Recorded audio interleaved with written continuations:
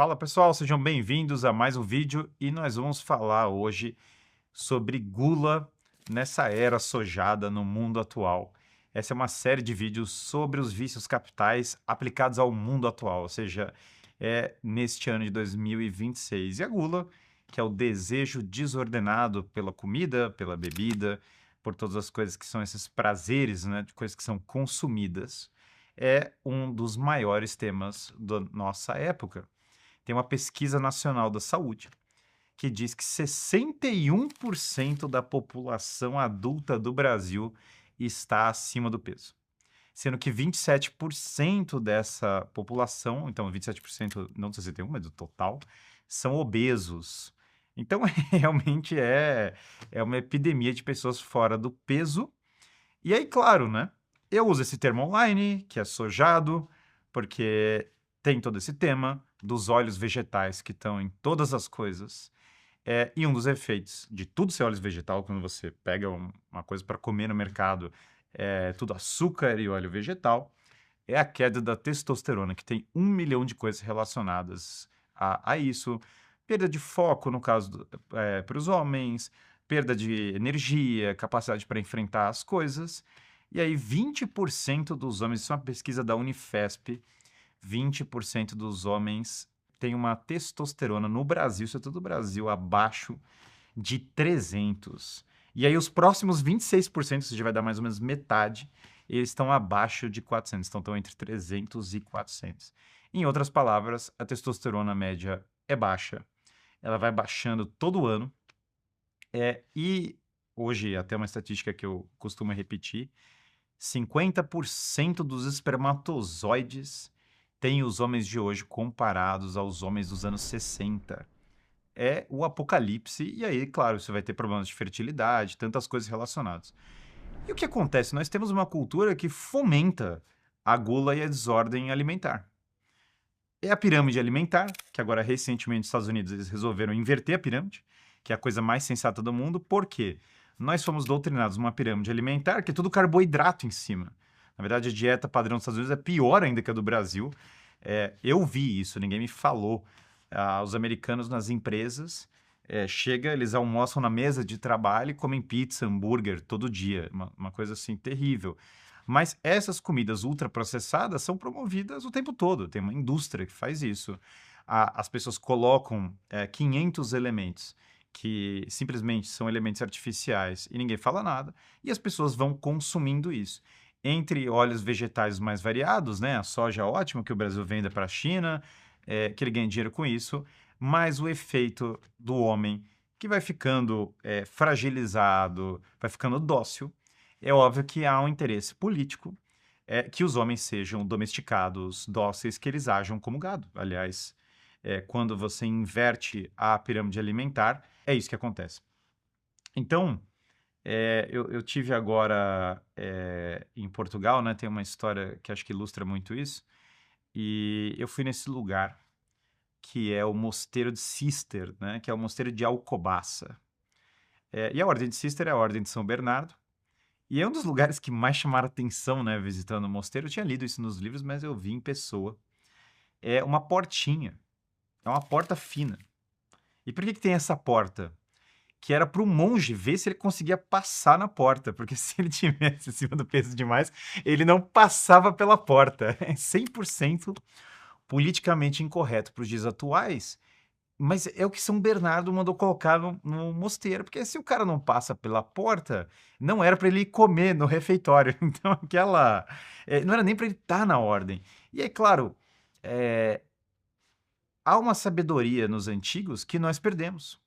Quando você olha vídeos das pessoas antigas, você vê, uma das primeiras coisas que chama a atenção, quando você vê vídeos do passado, são as pessoas em forma. Simplesmente as pessoas faziam mais exercício, comiam mais ao ar livre, e simplesmente comiam coisas mais naturais. Comiam mais carne, comiam mais proteína, abacate, ovo.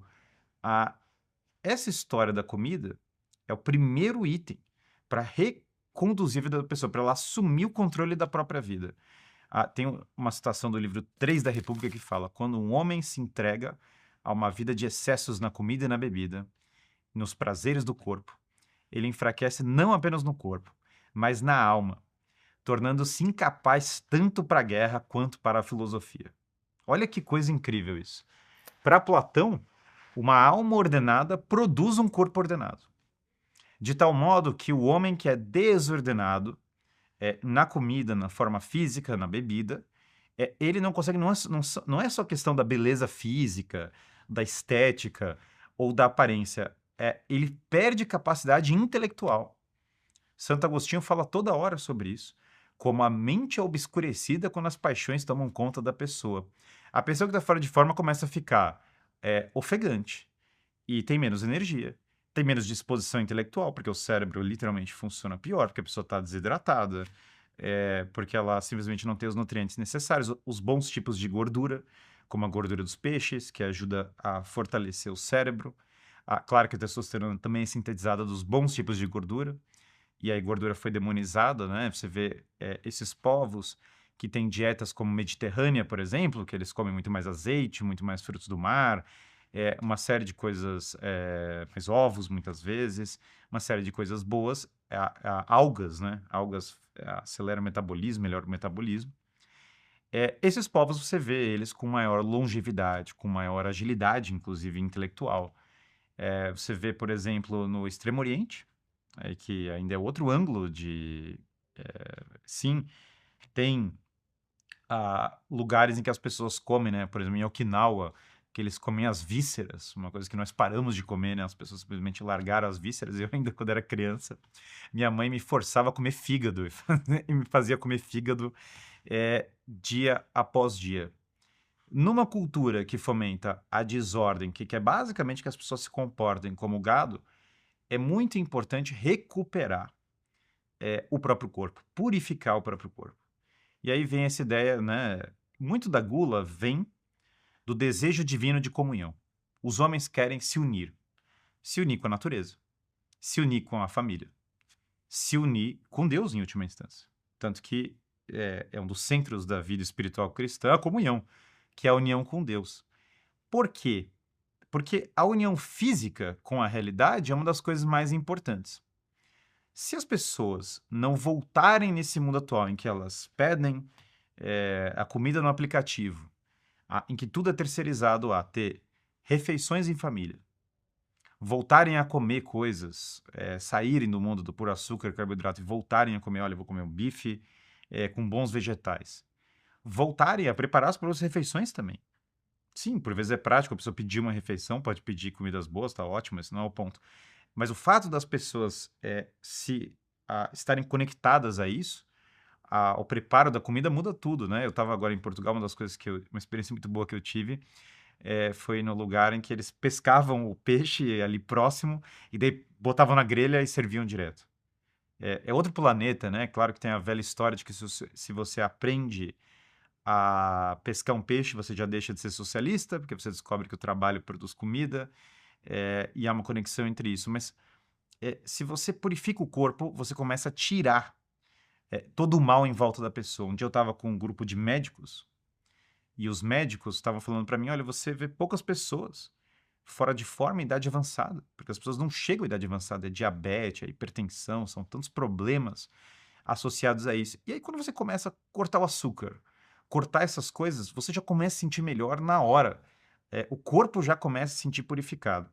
E isso conecta a pessoa com a natureza, porque se você pesca um peixe e prepara ele, você come ele direto, você se reconecta com a criação. Você fala, caramba, eu faço parte do mundo natural.